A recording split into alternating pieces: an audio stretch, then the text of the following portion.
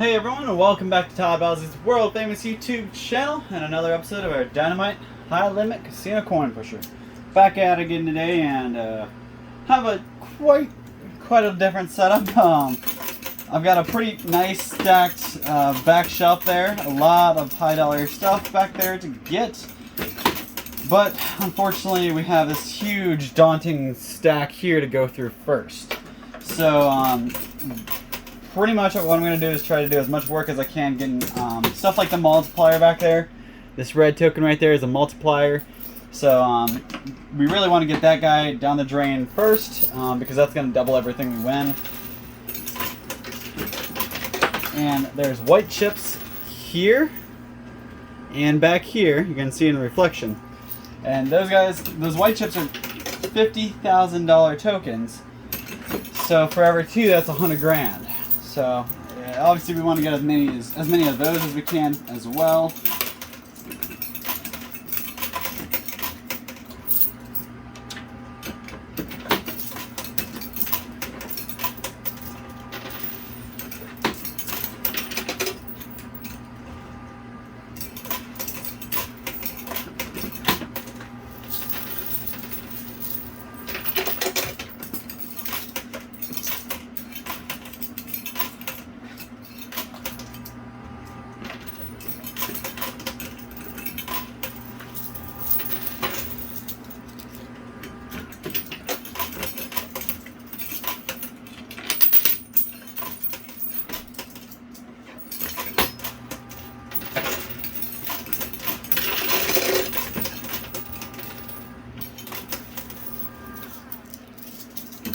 So the multiplier came off right pretty soon actually, and it's lined up perfectly.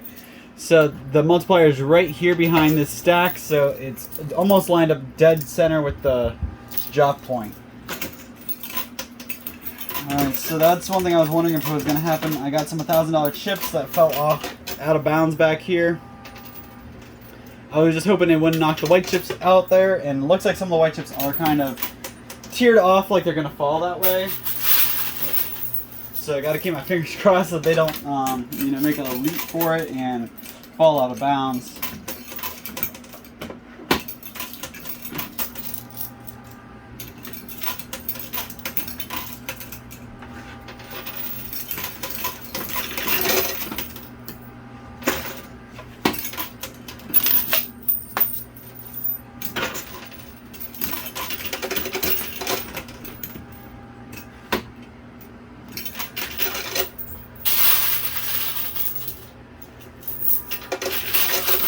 So some of those white chips did fall out of bounds. You guys can see all these right here. So that's kind of unfortunate, but a lot of them did stay in place. So hopefully we'll be able to get a good amount of those out. And I'm chasing about a $5 million, $6 million goal, as I have been for a long time now. So hopefully we can get there today. And I just heard a whole bunch of quarters drop. That was the jackpot.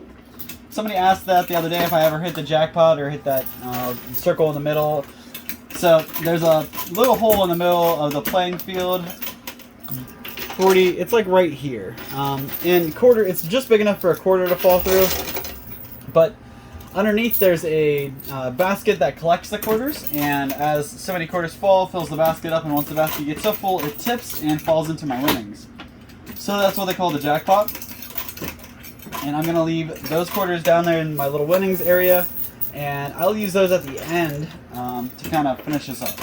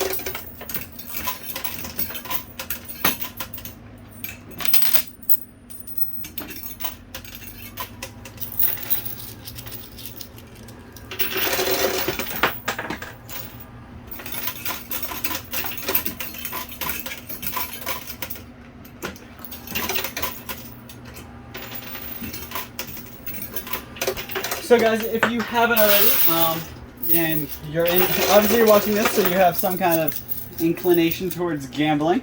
I just got some lottery tickets and scratched. I used to do a whole series called Scratching Coyote, where I would scratch lottery tickets, and just every video I would take the winnings from that video and go buy more, and I just kept it going. And then all of a sudden I just stopped.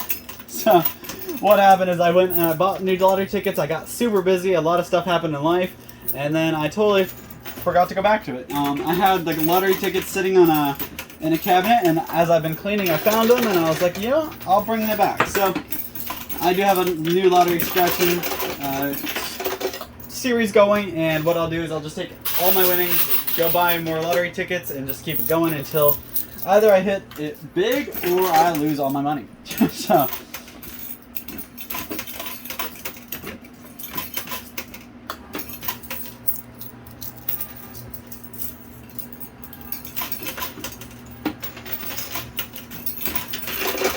Oh, alright, there we go. We finally got that bulky tower to fall. It all fell, like, cascaded itself backwards.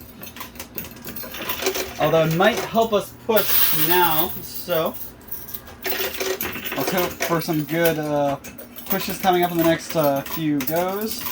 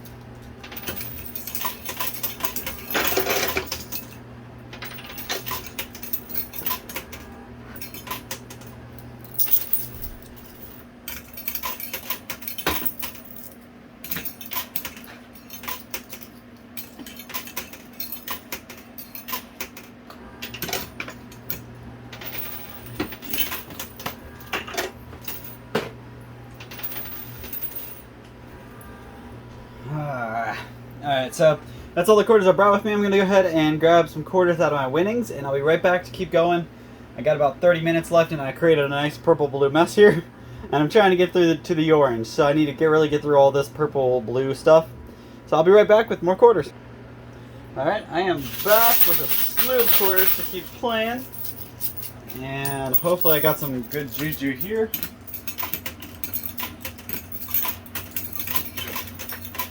So something I'm noticing here, and you guys can see it too, right in the front, way in the drop zone, right here, guys. You see that?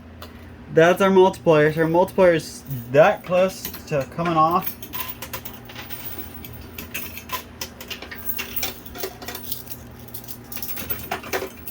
I got it.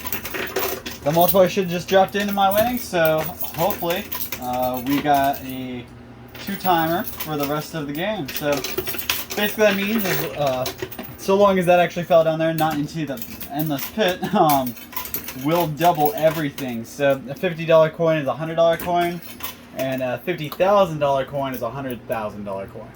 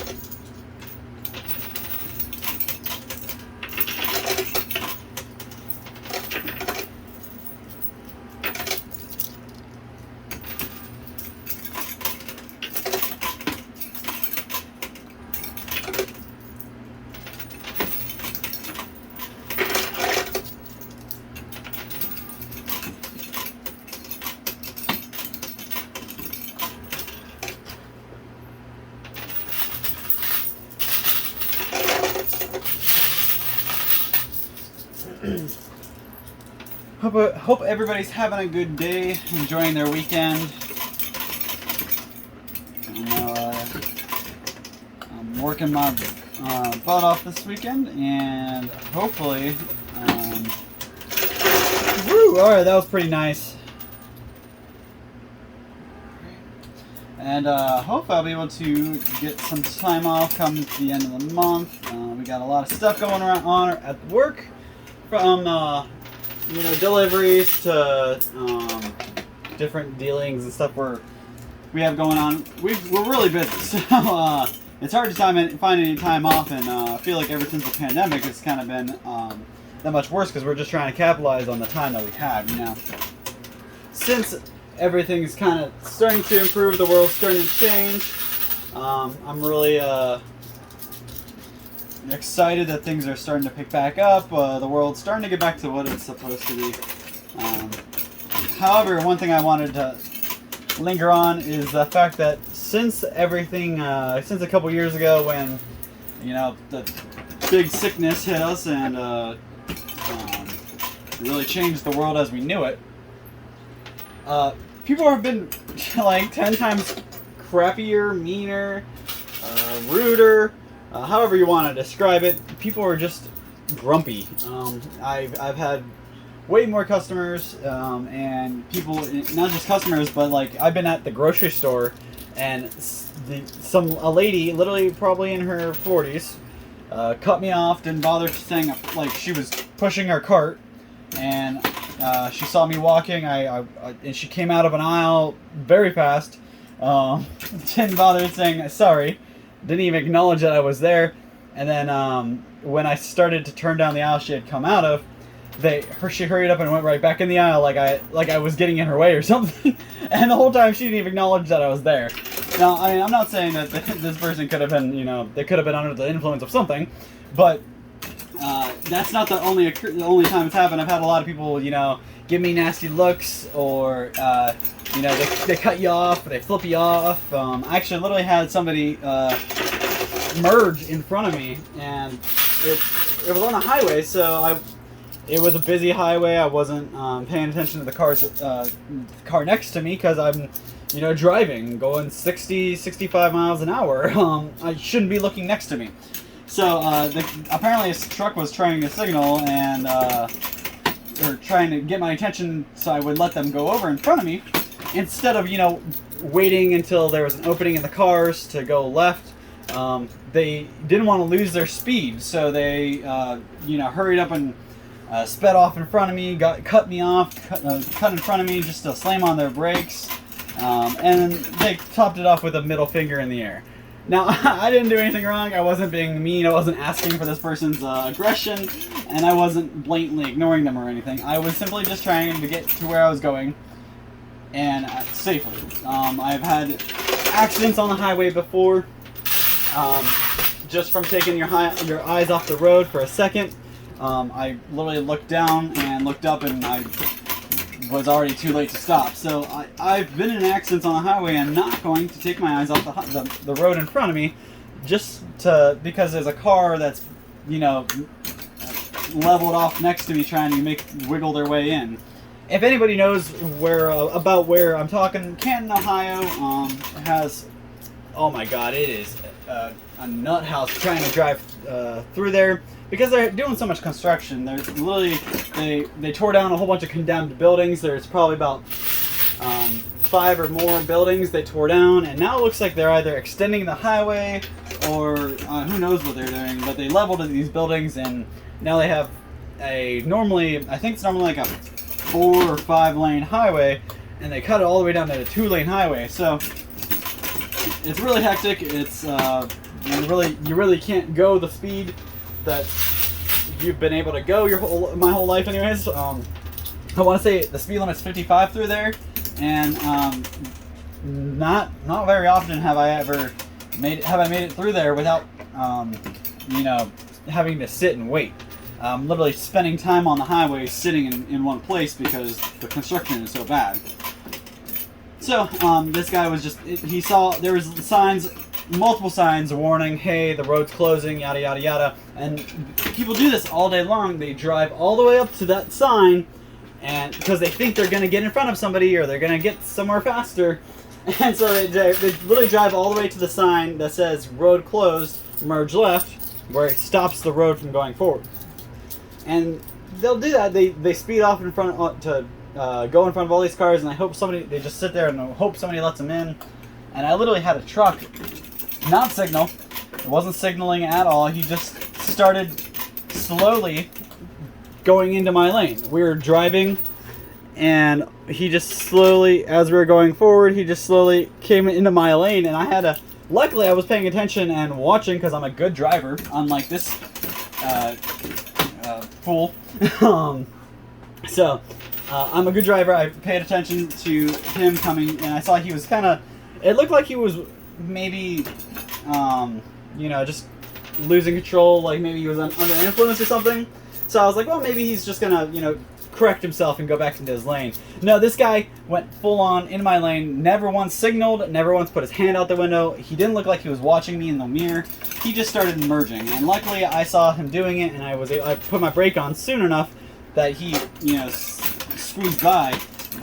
But he didn't use the signal. He didn't even, like, he looked like he was merging. He looked like he was just losing control and going into my lane on accident. Because he was just going slow.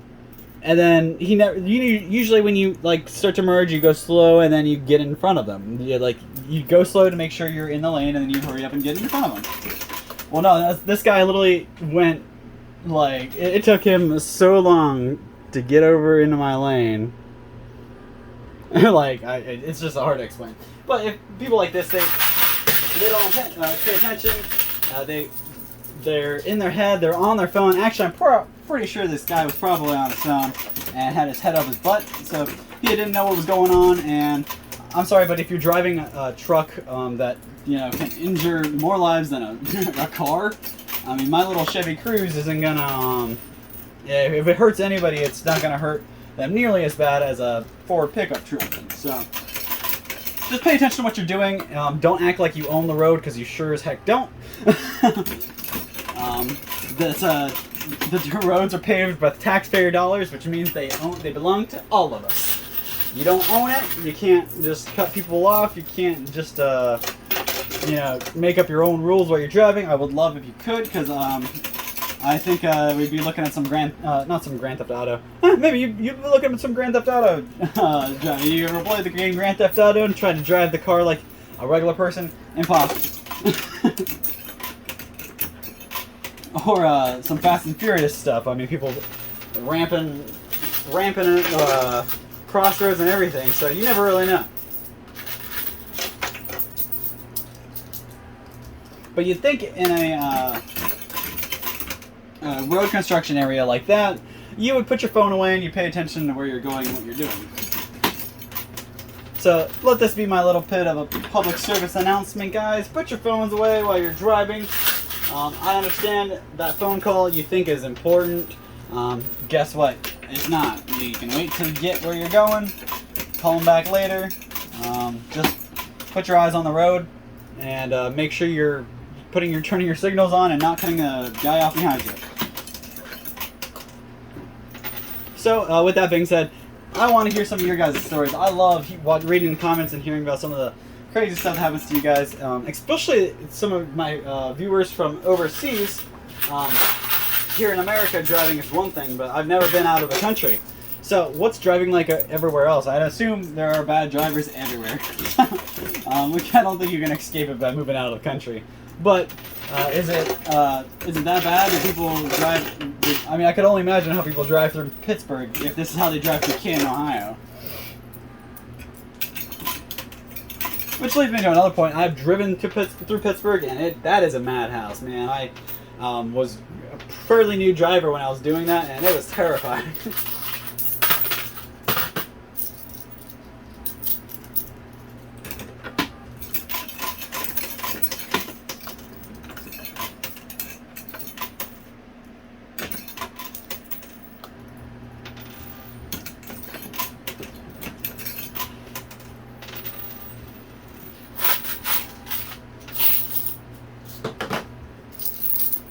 So I am coming up on my last couple minutes here, and I am using the last of my quarters. I have all my quarters loaded up in my two hands here. So hopefully we get some good plays. I just landed 2 quarters on top of each other quarter, so that didn't help me too much there.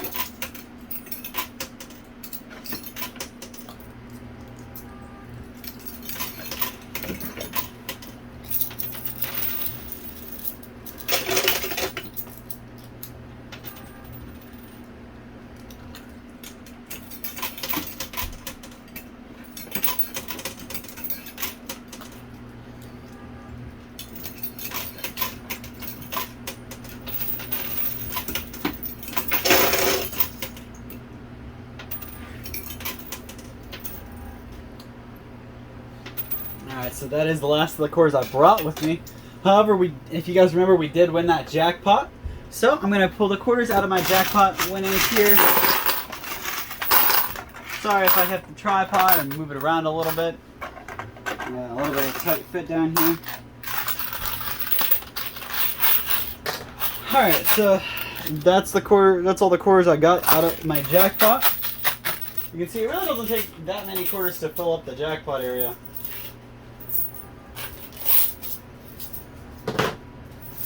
But hopefully this will be enough to keep us, or get us a couple extra white chips or some oranges. That's really where all of our value is right now. The blue and the purple doesn't really mean a whole lot to us, and $1,000 are nice, but when you're looking at the big picture, we want those white chips and those orange. Dang it.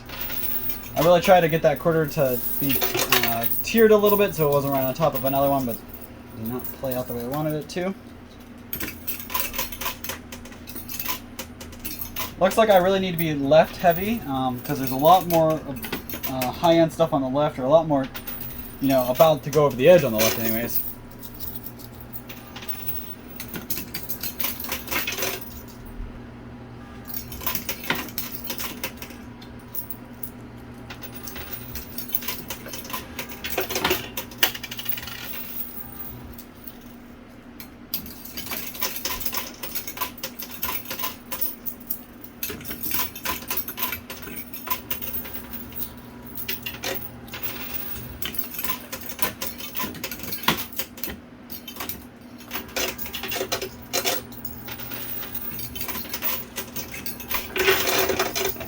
Alright, so I did get a couple more to fall off.